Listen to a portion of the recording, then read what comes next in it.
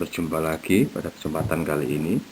Ya, Assalamualaikum warahmatullahi wabarakatuh. Salam sejahtera untuk kita semua, salam sehat. Pada kesempatan kali ini saya akan mencoba membahas sedikit tentang bahan ajar. Saya akan memulai dengan mengupas sedikit demi sedikit apa yang dimaksud dengan bahan ajar itu. Pada sesi pendahuluan ini, nanti kita akan mencoba mendekati definisi bahan ajar itu dengan memahami apa yang dimaksud dengan bahan ajar dan apa saja macam bahan ajar itu berdasarkan sifat, bentuk, dan karakternya. Baik, kita mulai dengan pengertian bahan ajar. Bahan ajar dapat diartikan secara sederhana sesuai atau seperti dengan tulisan yang terpampang di slide itu. Bahwasanya bahan ajar merupakan salah satu perangkat materi atau substansi pembelajaran yang disusun secara sistematis serta menampilkan secara utuh dari kompetensi yang akan dikuasai siswa dalam kegiatan pembelajaran. Namun demikian, ada banyak ahli pembelajaran itu dan ahli penyusunan bahan ajar itu mendeskripsikan pengertian bahan ajar yang berbeda. Salah satunya bahwa bahan ajar itu diartikan sebagai segala bahan, ya, baik informasi, alat maupun teks yang disusun secara sistematis yang menampilkan sosok utuh dari kompetensi yang akan dikuasai siswa dan digunakan dalam proses pembelajaran dengan tujuan untuk perencanaan dan penelaahan implementasi pembelajaran. Itu kira-kira definisi yang lain mengenai pengertian daripada bahan ajar itu. Selanjutnya kita akan mencoba mengamati fungsi dari bahan ajar itu. Dalam pembelajaran kita tahu di sana ada guru atau instruktur atau semacamnya ataupun dosen. Kemudian di sana juga ada peserta didik. Fungsi bahan ajar bagi guru antara lain dapat kita baca pada slide itu, bahwasanya bahan ajar itu antara lain dapat menghemat waktu guru dalam mengajar. Ya, kita tahu dengan bahan ajar mungkin beberapa poin, beberapa informasi yang tertulis dalam bahan ajar itu akan mempersingkat penjelasan daripada seorang guru itu. Kemudian fungsi selanjutnya adalah bahan ajar bagi guru mengubah peran guru dari seorang pengajar menjadi seorang fasilitator. Ya, kita pahami bersama begitu. Sehingga dengan bahan ajar itu dimaksudkan peserta didik akan lebih mudah mengingat materi dan berinisiatif untuk mendalami materi itu, sehingga guru tidak menjadi sumber utama lagi, maksudnya begitu. Kemudian fungsi selanjutnya yang ketiga bahan ajar bagi seorang guru adalah meningkatkan proses pembelajaran menjadi lebih efektif dan interaktif. Mungkin ada beberapa materi yang terlewatkan ketika dilaksanakan ceramah bervariasi begitu, tapi dengan adanya bahan ajar, murid atau peserta didik itu bisa mencermati lebih lanjut dan bisa menanyakan ataupun menanggapi ketika ada materi yang terlewatkan. Kemudian fungsi bahan ajar yang keempat bagi guru adalah sebagai alat evaluasi pencapaian atau penguasaan hasil pembelajaran. Ya, jadi dari substansi yang terdapat di bahan ajar, guru nanti akan bisa mengamati bagaimana ya penilaian pembelajaran itu atau evaluasi ya. Evaluasi itu kata lainnya adalah penilaian ya. Dalam hal ini adalah pencapaian atau penguasaan hasil pembelajaran. Dapat lebih mudah diamati oleh seorang guru. Kira-kira itu fungsi bahan ajar dari atau bagi guru di kelas. Berikutnya adalah fungsi bahan ajar bagi siswa. Ada banyak fungsi bahan ajar dan tentunya bahan ajar itu diharapkan bermanfaat bagi siswa dalam proses pembelajarannya. Bahan ajar bagi siswa antara lain dapat membantu siswa supaya siswa dapat belajar tanpa harus ada guru atau teman siswa yang lain, sehingga siswa itu dapat membaca bahan ajar yang dimilikinya. Kemudian fungsi yang kedua tentang bahan ajar bagi siswa adalah siswa dapat belajar kapan saja dan di mana saja ia kehendaki. Ya, tidak perlu ditanyakan bagaimana ini, karena dengan adanya bahan ajar itu siswa dapat membuka bahan ajar tersebut untuk belajar kapanpun. Ya, selanjutnya fungsi bahan ajar yang ketiga bagi siswa adalah membantu potensi siswa untuk menjadi pelajar yang mandiri. Ini diarahkan atau diharapkan ketika adanya bahan ajar itu siswa akan lebih mandiri dalam belajar, karena tadi bisa dibuka kapanpun, dimanapun, ketika siswa atau peserta didik itu ingin mengendaki untuk belajar. Kemudian fungsi yang lain dari bahan ajar bagi siswa itu adalah bahan ajar merupakan pedoman bagi siswa yang akan mengarahkan semua aktivitasnya dalam proses pembelajaran dan merupakan substansi kompetensi yang seharusnya dipelajari dan dikuasainya, serta sebagai sumber belajar tambahan untuk siswa. Baik, walaupun bahan ajar itu isinya merupakan substansi, informasi, dan kompetensi yang sudah dirumuskan oleh gurunya supaya dipahami oleh siswa, tetapi posisinya tetap sebagai tambahan.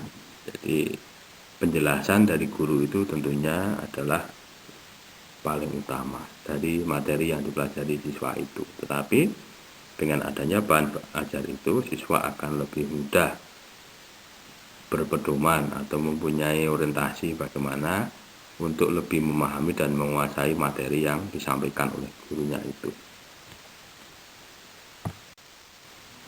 Mengenai jenis-jenis bahan ajar itu dibedakan menjadi 4. Hal ini berdasarkan bentuk dari bahan ajar itu.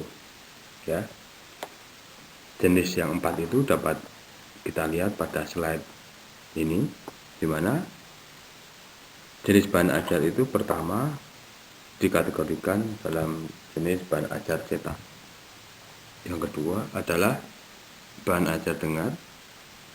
Yang ketiga adalah bahan ajar pandang dengar atau audiovisual, dan kemudian yang keempat adalah bahan ajar interaktif.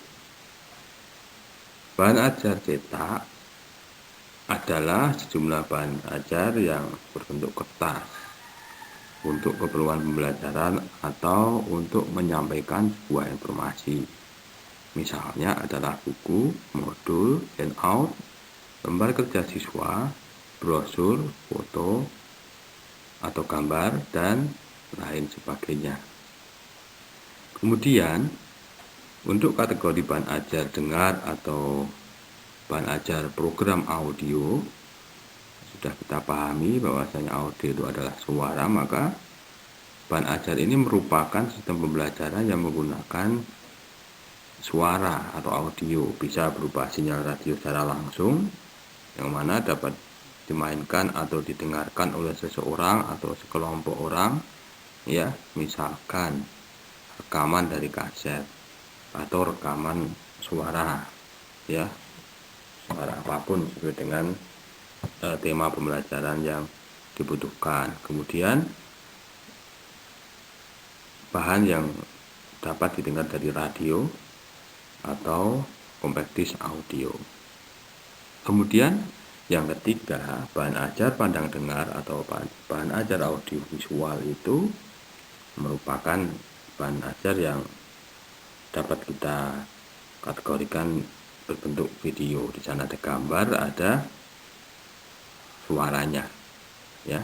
Jadi bahan ajar pandang dengar atau bahan ajar berjenis audiovisual ini merupakan, ya, kombinasi sinyal audio dengan gambar bergerak secara sekuensial, misalkan saja film apapun, dokumenter misalkan, atau dokumentasi suatu kegiatan atau proses, itu misalkan dokumenter dalam peliputan erupsi gunung berapi, atau video yang meliput tentang proses perubahan ulat menjadi kupu-kupu. Nah, itu adalah bahan ajar pandang atau bahan ajar audiovisual. Kemudian yang keempat itu adalah bahan ajar yang disebut juga jenis bahan ajar interaktif, merupakan kombinasi dari dua atau lebih media, audio, teks, grafik, gambar, animasi, dan video, yang kemudian dimanipulasi oleh penggunanya atau diberi perlakuan untuk mengendalikan perintah atau perlakuan alami dari suatu presentasi. Ya, contoh di sini adalah kompetis interaktif, atau sekarang bisa juga kita ambil contoh adalah video-video pembelajaran interaktif yang tersedia di internet atau di modul-modul e-learning itu.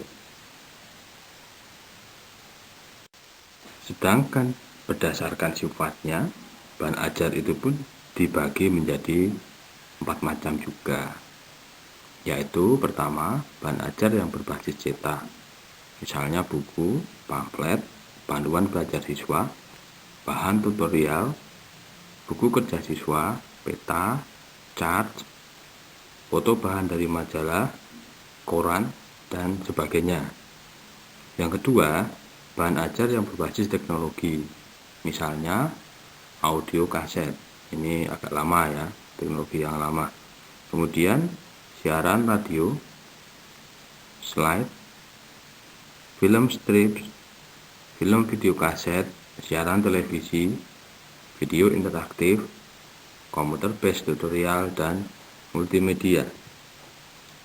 Kemudian yang ketiga, bahan ajar itu berdasarkan sifatnya itu adalah bahan ajar yang digunakan untuk praktik atau proyek, misalkan kit sains, ya, lembar observasi, lembar wawancara, dan sebagainya. Yang keempat, bahan ajar berdasarkan sifatnya itu adalah bahan ajar yang dibutuhkan untuk keperluan interaktif manusia, yaitu terutama untuk keperluan pendidikan jarak jauh, misalnya telepon, handphone, video conferencing, dan sebagainya. Menurut cara kerjanya, bahan ajar dibedakan menjadi 5 macam, yaitu 1. Bahan ajar yang tidak diproyeksikan, yakni bahan ajar yang tidak memerlukan perangkat proyektor untuk memproyeksikan isi di dalamnya, sehingga siswa bisa langsung menggunakan bahan ajar tersebut, misalkan foto, diagram, display model, dan sebagainya.